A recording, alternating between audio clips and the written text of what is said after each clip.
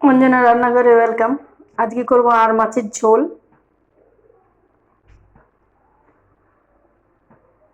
আর মাছের ঝোল কিরকম করে বানাই তোমাদের শেয়ার করি, চলো।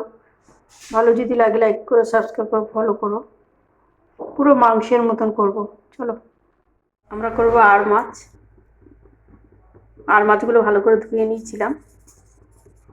এবার দিয়ে দিলাম নুন,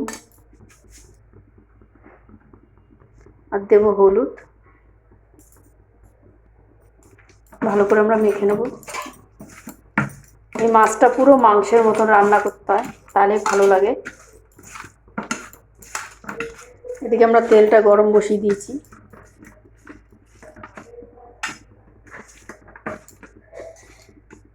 এদিকে মাছটা আমাদের মাখা হয়ে যাচ্ছে। দিয়ে দেবো তেলে। একটু হলুদটা বেশি দেবেন, তাহলে ফাটবে না অতটা।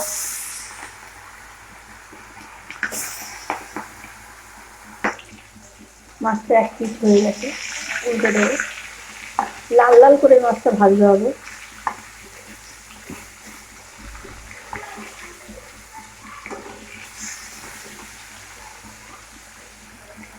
মাছগুলো আমাদের কড়া করে ভাজা হয়ে গেছে, এবার নামিয়ে নেবো।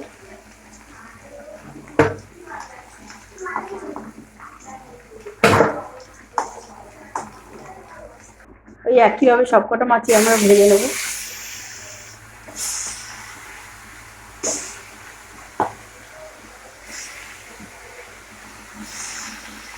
ভেজে তুলে নিয়েছি। এটার মধ্যে দিয়ে দেবো সাদা জিরে,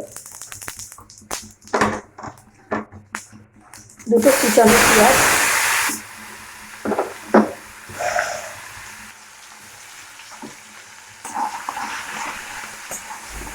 কুচানো পেঁয়াজের মধ্যে 3টে কেটে রাখা আলু, এটার সঙ্গে একসঙ্গে ভাজি আমরা।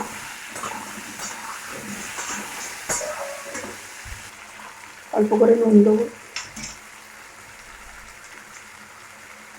দেবো হলুদ, দিয়ে আলুটাকে ভালো করে ভেজে নেবো। আলু আর পেঁয়াজটাকে আমরা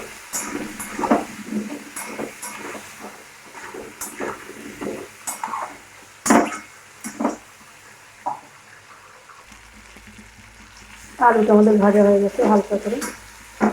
দুটো পেঁয়াজ ঘষে রেখেছিলাম এমনি, বেটে না, এমনি আদা আদি পেস্ট করে। দিয়ে দেবো লঙ্কার গুঁড়ো, জিরে ধনের গুঁড়ো, একটা গোটা গোটা টমেটো কুচি। আর এই পেস্টটা করা আছে আদা রসুন টমেটো একটা দেওয়া আছে, আর কিছুটা দেওয়া আছে গোলমরিচের গুঁড়ো। এটাকে আমরা ভালো করে মশলা রেখে কষিয়ে নেবো। এর মধ্যে দিয়ে দেবো মিক্সার জারে ধোয়া জলটা, আর দেবো স্বাদ অনুসার লবণ,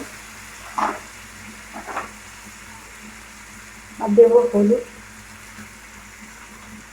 দিয়ে ভালো করে আমরা কষিয়ে নেবো মশলাটা। আর দিয়ে দেবো 4টে মতন কাঁচা লঙ্কা। এই মাছটা ঝাল না হলে ভালো লাগে না, যার জন্য ঝালের পরিমাণটা বেশি দেওয়া আছে। তো দিয়ে দেবো একটা থালা দিয়ে ঢাকা।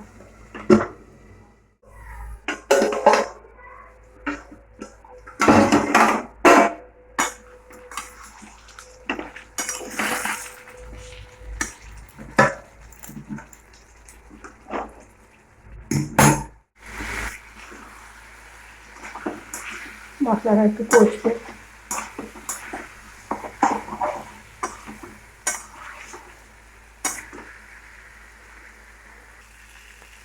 মশলাটা আমাদের কষানো হয়ে গেছে।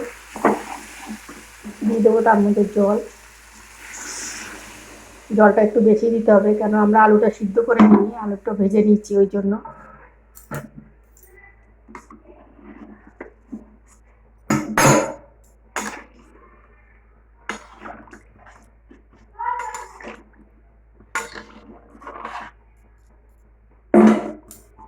মাছগুলো আমরা এখনই দেবো, কেন এই মাছটা একটু ভালো করে ঝোলে ফুটতে হয়, নাহলে ভালো লাগে না।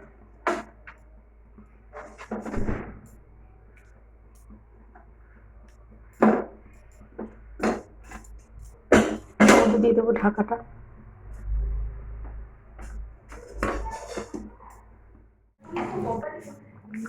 আমাদের মাছের ঝোলটা হয়ে গেছে, পুরো মাংসের মতো। নামিয়ে নেবো আমরা।